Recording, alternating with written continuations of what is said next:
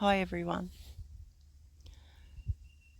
Um, just wanted to get back on today. I'm on day 36. Just wanted to alliterate on my testimony the other day. I said it's been an amazing journey. I just want to add to that although it's been an amazing journey due to the fact of finding out the truths that I've found out through your father, Kim, I just want to also point out it's been a daunting experience as well. I didn't know what rattling meant, but once finding out what rattling means is I've been rattling for a lot of years, but in the last 12 months I've rattled to the point where it decapitated me, and that is through the way that I went around things. The selections that I chose were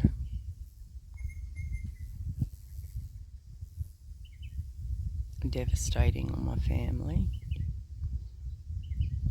Thankfully, I've mended some relationships with my children. Also, the rattling came in because I'm so consumed in my skull, the voices that are going back and forth.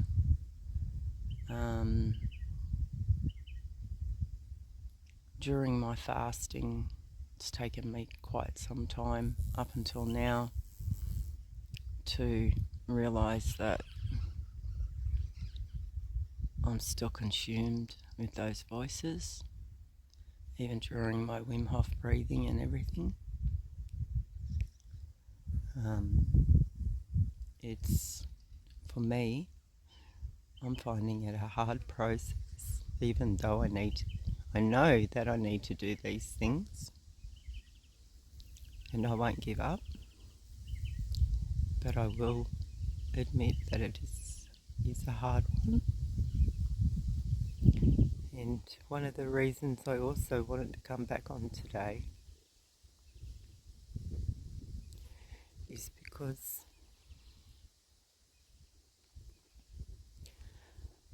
I want to share with you guys some of the stuff that's consumed me with guilt and shame. And I told you how I couldn't remember any of my childhood from pretty sure until the age of 5.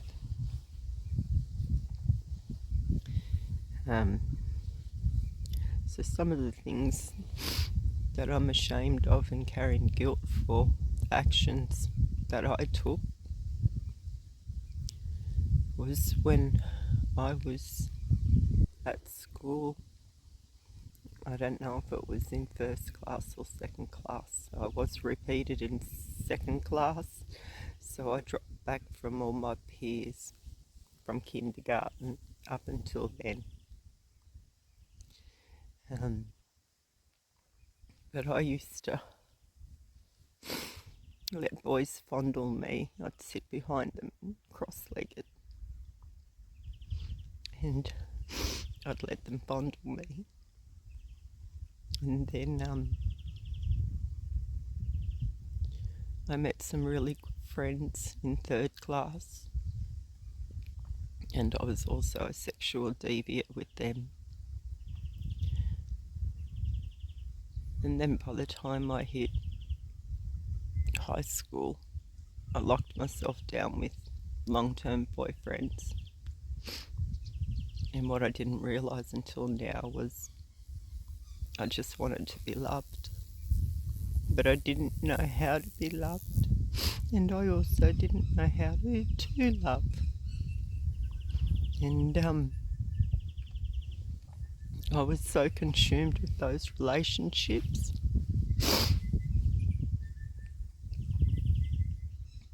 But all the while,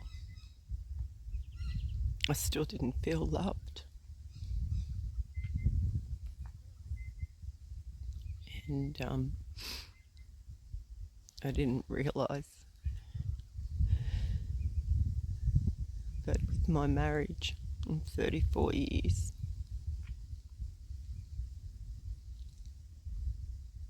I was very destructive because I wasn't feeling loved. I didn't really understand his concept, even though I know he meant well. But it seemed to me that it was all his way, all the highway.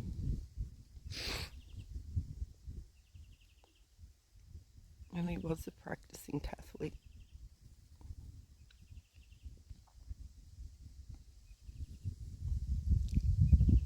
And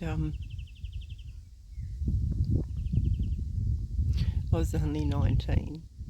6 months into the relationship, he was the first person I'd ever dated that I didn't actually know. We fell pregnant, which I might add, that was a good thing. And it was thanks to him that abortion wasn't even thought of, because it was against the Catholic religion, which I'm grateful for, because for how unstable I was, if I had been with the wrong person and they had said to get an abortion, I probably would have, because I didn't know or understand it, didn't even think about becoming a parent,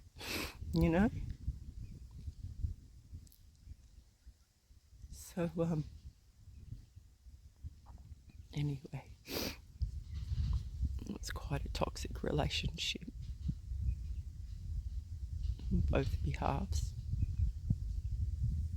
I used to try to blame him for everything, but it wasn't until I met you, Kim, and just getting the explanation and learning of the human condition and the deceptions in the world with the programming and everything, I realised that I am a victim of the human condition, and I see a lot of people who are also, including my husband, my estranged husband now.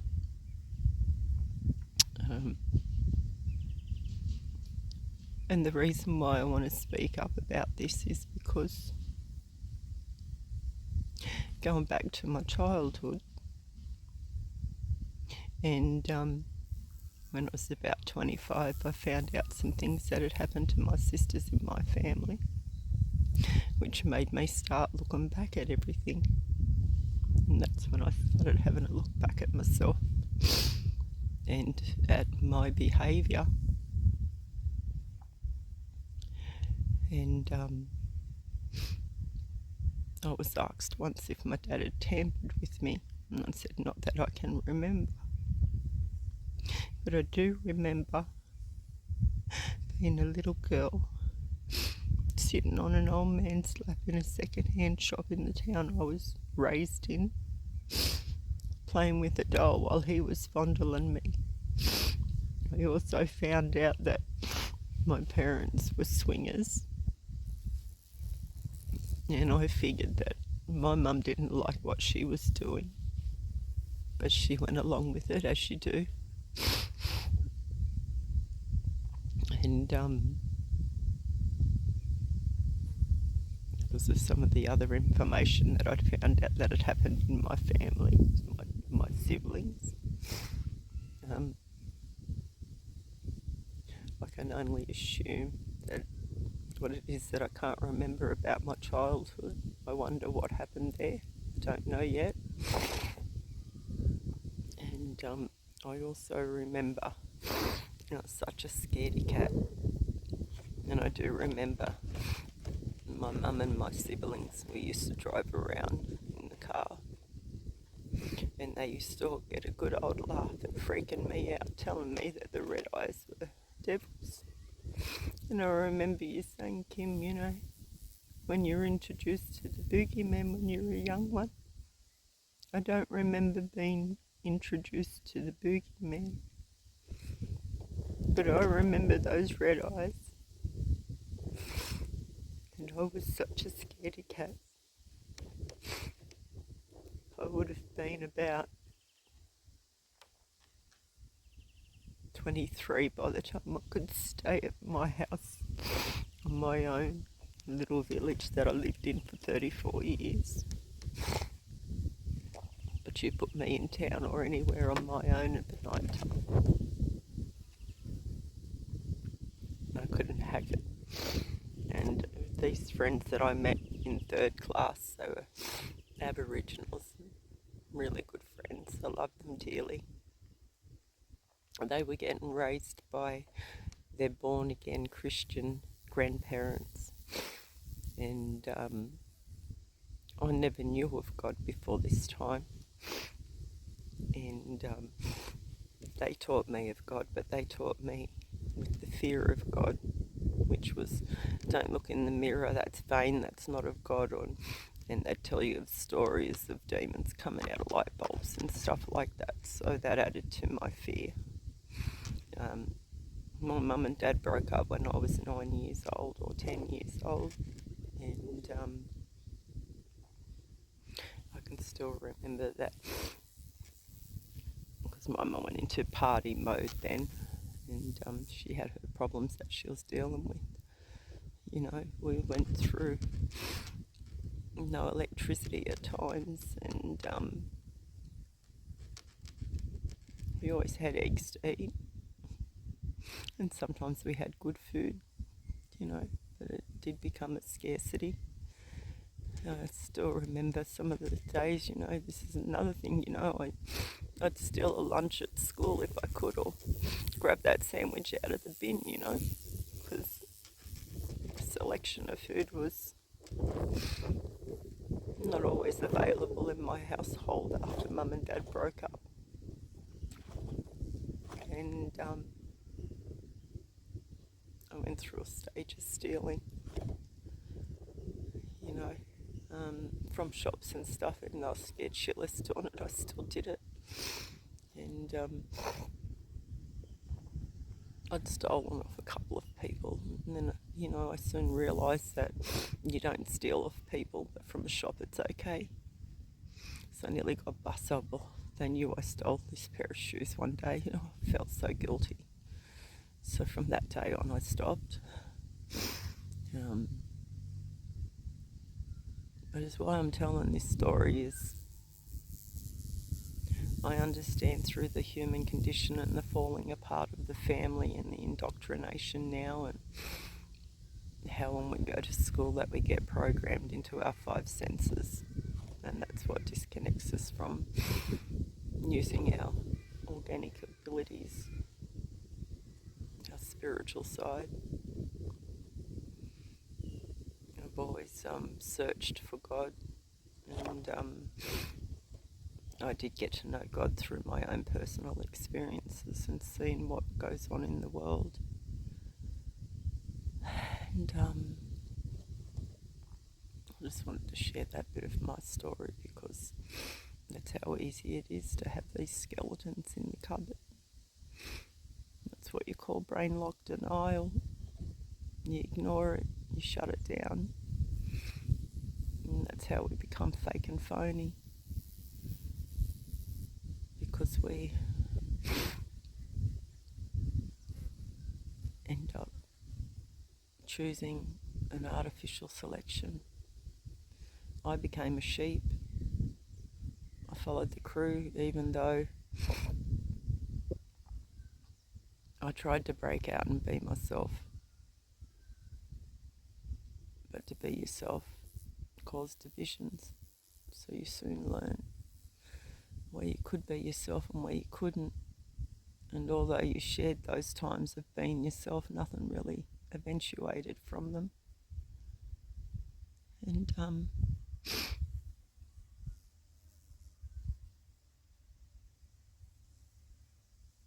I remember I always wanted to be someone else that I saw and admired.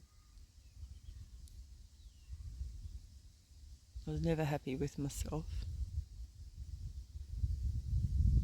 But but I didn't realise that until just recently. And although I've been in and out of counsellors over the years, it never really resolved the real issue. And that's what I want to thank you for, Kim. You made me look at things truthfully. But not only could I look at things truthfully, I had the truth that put a lot of things into perspective that I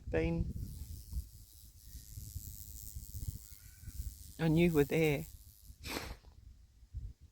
I have been a person that did look at things honestly. But if you want to fit in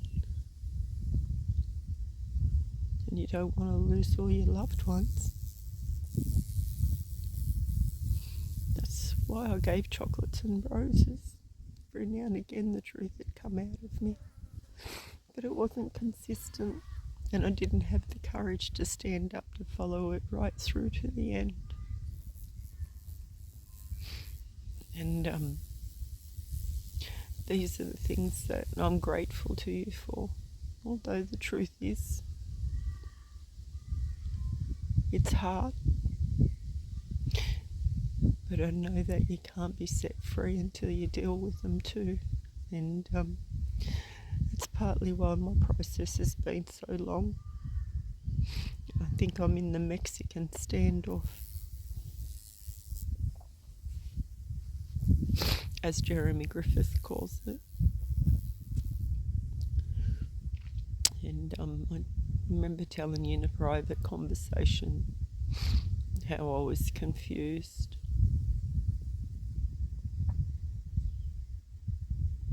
And how I'm finding it hard to release.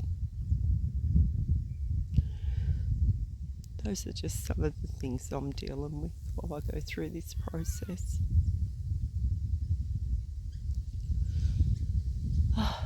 So, yeah, that's just wanted to update you and just to correct some of those things that I said in my first testimony after looking back over them and realising that even in that testimony I wasn't being 100% honest. So that's why I just wanted to give an update and share that, because if opening up and releasing can help somebody else, that's what matters to me, as well as relieving myself and actually letting it go. So thanks everyone for taking the time to listen, and I wish you all well, and sending lots of love and peace to everybody, and much gratitude to your father Kim and mother Marin. Really appreciate you being there for us and loving us the way that you do. Thank you.